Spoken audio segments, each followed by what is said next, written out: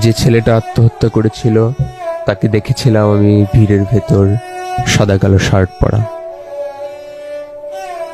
পায়ে একজোড়া স্যান্ডেল দেখে মনে হচ্ছিল যে মাটি থেকে ছিঁড়ে আনা শেকড়।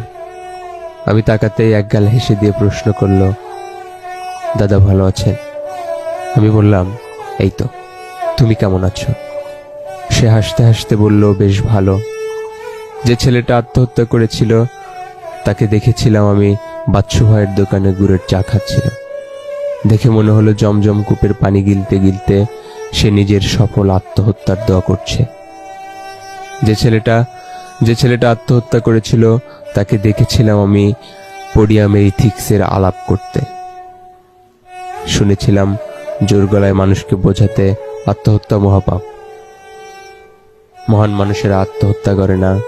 যে ছেলেটা আত্মহত্যা করেছিল তাকে দেখেছিলাম আমি